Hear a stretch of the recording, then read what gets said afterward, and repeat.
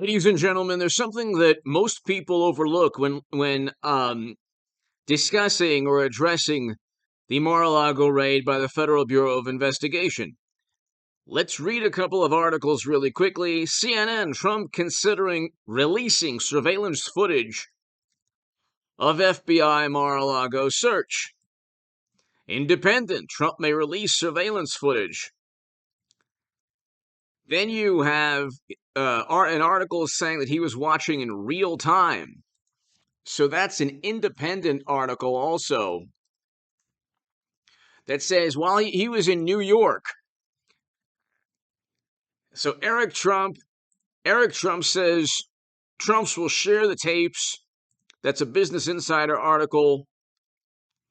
But there's another article here. I should have it up. I had it up a couple seconds ago. I don't know where it is, but they were watching in New York real time. Okay. Oh, Daily Mail. Trump and family watched Mar-a-Lago raid live from New York via security camera feed. And so here's something that people don't realize. He knows exactly the documents they took. He knows exactly the documents they took. He knows if they were classified or declassified, or he knows if they were in the process of declassification, or if they were being negotiated or discussed alongside the Department of Justice or by his team of attorneys with the Department of Justice and the National Archives. This is not Hillary Clinton, for example, and I want a Hillary Trump 2024, but this is not Hillary Clinton hiding information on secret servers. Inherent to owning servers that even President Obama doesn't know about is the intent to hide. You'd have to be a complete imbecile to believe that it was just for convenience. They're highly inconvenient.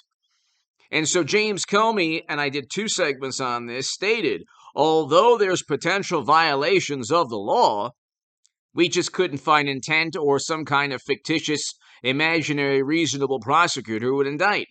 But he already knows, Trump already knows the documents that they took. He wants to appoint a special master to ensure that they can't utilize certain documents against him if they do indict him. Now, if they do indict him, and I don't think they will, but if they do, it's a possibility he'll win the court trial. He's not a government employee. He's a government employee, but he's not some government employee with secret servers, for example, hiding communication, siphoning classified data from secure government networks.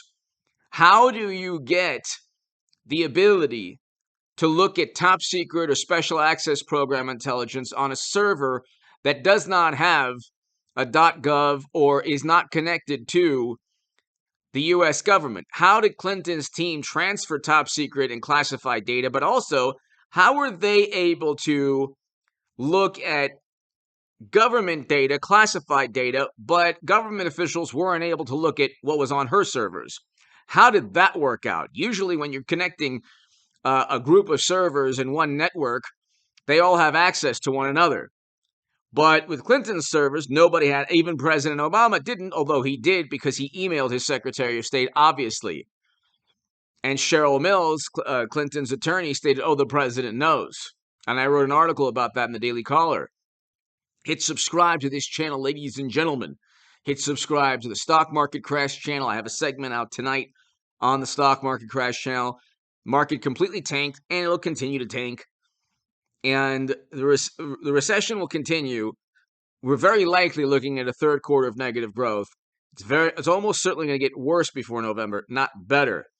And inflation is going to increase. So this is the democracy and the wonderful world the Democrats are talking about. See, they don't have anything to stand on in terms of accomplishments. They've accomplished nothing except a recession, increasing inflation to 9.1 or 8.5 to 9.1%, and it'll get well over 9% again. But that's another story. They've tanked the economy. Now they're going after Trump because they don't have anything to run on. They don't have, without, weeks of Kinzinger and Cheney, that didn't work out. They could not prove in a court of law that Trump try to overthrow democracy, you'd have to be um, you'd have to be a lifelong, morally superior, highly educated Democrat to believe that Trump is guilty of trying to overturn democracy or overthrow, if you can believe this, the United States government. There was not a shred of evidence that he did that. It was a terrible day. Everybody condemns. It's interesting that Cheney and Kinzinger and Democrats don't condemn $1 to $2 billion in property damage all throughout that summer with 19 lives lost and 14,000 arrests. Do I agree with the cause of why people demonstrated? Yes, very important cause. Okay. But they ignore widespread chaos and mayhem an entire summer, focus on one day because it's politically expedient. They ignore secret servers that funneled classified data outside of the United States government on servers that were unencrypted, according to Forbes and Fortune for 3 months.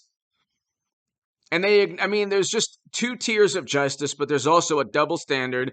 And the morally superior, highly educated Democrats, wonderful people, but they're the biggest hypocrites. Many of them are the biggest hypocrites on the planet. See, I don't go by political party. If Trump had secret servers and had a foundation with pay-to-play schemes and presided over 20% of U.S. uranium capacity being sold to the Kremlin, and had pictures of himself without any clothes on, brandishing and displaying illegal narcotics and even weighing them, and having clear pay-to-play schemes within emails where people are saying, "Oh, how can you use your influence on this company's behalf?" On a company that's paying Jared Kushner or Eric Trump or Donald Trump Jr. If Trump was weighing illegal narcotics, I wouldn't vote for him. Okay, that's allegedly one of the videos.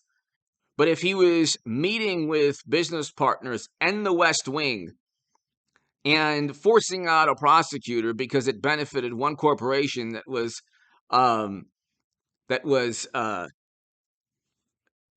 paying his son, I wouldn't vote for him. Also, the big issue is that if he had Lincoln Project foreign policy, I wouldn't vote for him. If he presided over a recession in 2019, and don't bring up the last year of his presidency, the best year we've had in terms of economics in decades was 2019. We had record highs in household median income and record low in poverty. That's according to CNN, the St. Louis Fed, all the economic data. We had a record low in poverty. We had a recession under Trump with inflation at 9.1% and a Lincoln Project foreign policy. I wouldn't vote for him. And that's the difference between me and a vote blue no matter who person. If Democrats live in a world of cognitive dissonance and moral relativism, where Trump is always worse, but he's not. And here's why. You can prove criminal behavior because it's actually within those emails with Hunter. And if you look at the New York Post and Daily Mail, they've published emails that are actual, like you can use them in a court of law to indict Hunter and also Joe, and he'll get impeached with that. With Trump, they don't have anything on Trump. Even when the first impeachment, it's written as if he pressured the president of that country, but the president of that country literally refuted those claims. They didn't indict Trump on colluding with Russia. That never happened. That was a fantasy fabricated by intelligence agents who were wrong about almost everything. All the major issues. You can look at Gulf of Tonkin, WMD, and this whole absurd Red Scare nonsense. When they're wrong, millions upon millions of people have their lives upended or lose their lives. You saw that with the Gulf of Tonkin and WMD. This is the wonderful intelligence agencies. These are the wonderful intel agencies that media and Democrats worship. And so the Bush, Cheney, and Rumsfeld people are firmly embedded within the Democratic Party. And it's you can't look. You can't continually go after Trump just because Democrats have actually committed crimes. It is a crime to transfer top secret and special access program intelligence on servers. It is not a crime at all for a former president to bring home classified data or unclassified data if you're a former president looking to build a library. There's no criminal intent there. There was obviously criminal intent in owning a server. Just because Comey stated there was no intent doesn't mean there's no intent. This is the first generation of Americans in terms of politics where what the government says is gospel. Usually, most people before the past 20 years or so, 15 years, when the government said something, they would take it with a grain of salt. They would know that there's a political motive. Okay? Or maybe that's not the case, but you have people who say, well, if the government says this, it must be true. It's like, no, the government can also push hoaxes. And so just because Comey said there was no intent, of course there was criminal intent. That's why you own private servers, while your foundation is raking millions upon millions of dollars. You have emails with Clinton that are top secret on servers to hide communication. You have Trump working with the FBI, the DOJ, and the National Archives for a library, and they're desperate to get him because they couldn't on the Mueller probe. They're not getting him on Georgia or New York or everything they've accused him, not true. And if the rebuttal is, well, that's not true, why haven't you proven it in a court of law? And when you make an accusation, you have to prove it, okay? You don't just, you could prove it with Clinton, and I want a Hillary Trump 2024, but Comey said, although there's violations, he admitted there were violations of the law. He admitted. And you can't say, well, the rule of law applies to everybody. It didn't apply to Clinton. It doesn't apply to Hunter. It doesn't apply to Joe. It doesn't apply to Democrats. And then you have these absurd, bending, deceitful statements. President Obama took 30 million unclassified documents. 30 million unclassified documents. Does that make sense to anybody? How did the National Archives read 30 million documents? How about almost certainly no? How do you read 30 million? Do you know how many, if you had a 30 million page book, how long would it take you to read? Below in the description section, how long would it take you to read? Give me your thoughts below. Hit subscribe to this channel. Trump has the money. He's a billionaire.